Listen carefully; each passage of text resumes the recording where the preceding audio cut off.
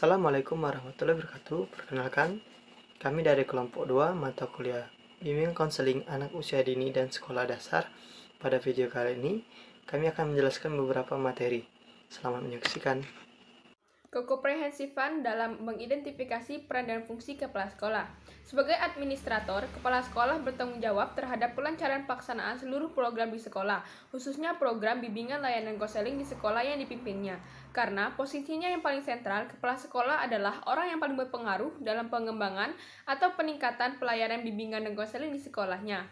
Sebagai supervisor, kepala sekolah bertanggung jawab dalam melaksanakan program-program penilaian, penelitian, dan perbaikan, atau peningkatan layanan bimbingan dan konseling.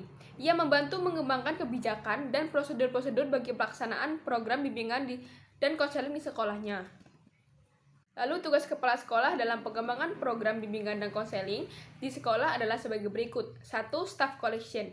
Memilih staf yang mempunyai kepribadian dan pendidikan yang cocok untuk melaksanakan tugasnya. Termasuk di sini mengadakan analisa untuk mengetahui apakah di antara staf yang ada terdapat orang yang sanggup melakukan tugas yang lebih spesialis. 2.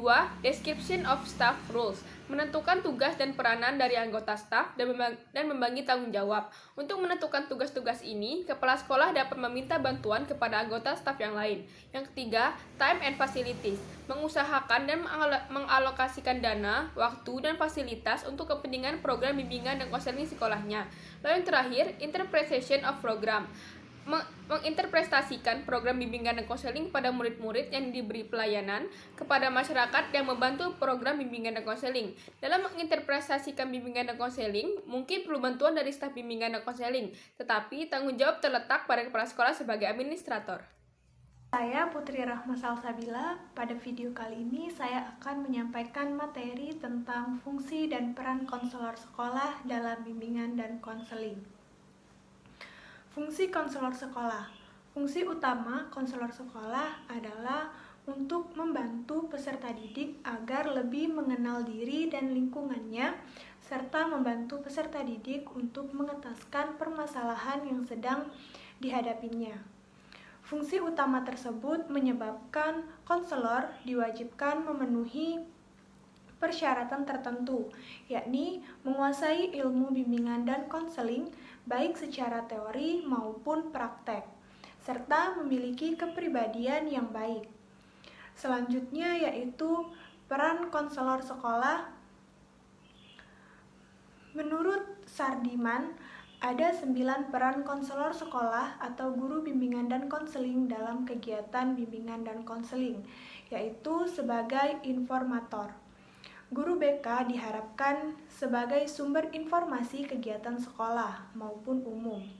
Yang kedua yaitu sebagai organisator. Guru BK sebagai pengelola kegiatan sekolah. Yang ketiga yaitu motivator. Guru BK harus mampu merangsang dan memberikan dorongan serta untuk mengembangkan potensi siswa, menumbuhkan kreativitas sehingga akan terjadi dinamika di dalam proses belajar mengajar. Yang keempat yaitu sebagai direktor. Guru BK harus dapat membimbing dan mengarahkan kegiatan belajar siswa sesuai dengan tujuan yang dicita-citakannya. Yang kelima yaitu sebagai inisiator. Guru BK sebagai pencetus ide dalam proses belajar mengajar. Yang keenam sebagai transmiliter. Guru BK bertindak selaku penyebar kebijaksanaan dalam pendidikan dan pengetahuan. Yang ketujuh yaitu sebagai fasilitator. Guru BK akan memberikan fasilitas atau kemudahan dalam proses belajar mengajar. Yang kedelapan yaitu sebagai mediator. Guru BK sebagai penengah dalam kegiatan belajar siswa. Dan yang kesembilan yaitu sebagai evaluator.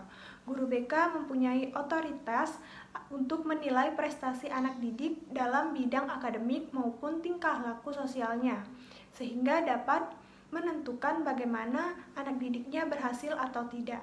Nama saya Dea Syafitri. Di sini saya akan membahas tentang peran dan fungsi guru kelas dalam pelaksanaan bimbingan dan konseling. Menurut Mugiarso, peran guru dalam proses pendidikan adalah sebagai berikut, yaitu guru sebagai informator, guru harus bisa memberikan informasi-informasi yang dibutuhkan oleh peserta didik seperti pengetahuan mengenai layanan bimbingan dan konseling dan berbagai hal yang berhubungan dengan bimbingan dan konseling. Sehingga pada suatu saat jika peserta didik mengalami masalah, dapat mencari solusi atas permasalahan yang dialami peserta didik. Yang kedua, guru sebagai fasilitator. Guru harus bisa memfasilitasi kebutuhan peserta didik.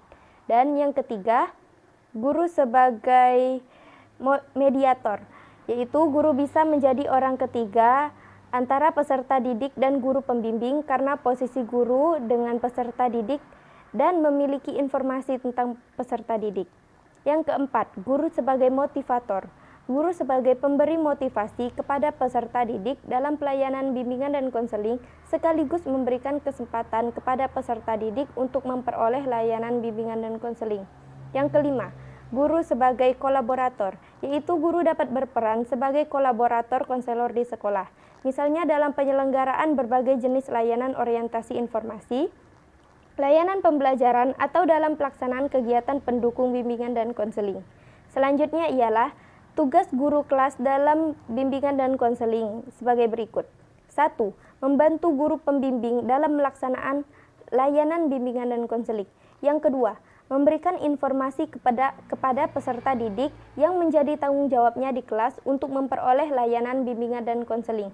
Dan yang ketiga, menginformasikan kepada guru mata pelajaran tentang peserta didik yang membutuhkan perlakuan khusus. Baiklah, selanjutnya saya akan menjelaskan peran dan fungsi profesi lain dalam bimbingan dan konseling. Perannya yaitu mengkoordinasikan para guru dalam memasyarakatkan pelayanan bimbingan dan konseling, menyusun program bimbingan dan konseling, melaksanakan program bimbingan dan konseling, mengadministrasikan kegiatan bimbingan dan konseling, menilai program bimbingan dan konseling, dan mengadakan tindak lanjut. Adapun fungsi koordinator bimbingan dan konseling. Yang pertama, menyusun program layanan bimbingan konseling, baik kelompok maupun perorangan. Yang kedua, memberikan layanan konseling secara langsung pada siswa yang menghadapi masalah. Yang ketiga, mengatur dan menertibkan disiplin siswa di sekolah. Yang keempat, menentukan dan memberikan sanksi pada siswa yang melakukan pelanggaran. Yang kelima, membaca buku harian siswa dan menindaklanjuti dengan memberikan problem solving jika ditemukan siswa itu bermasalah.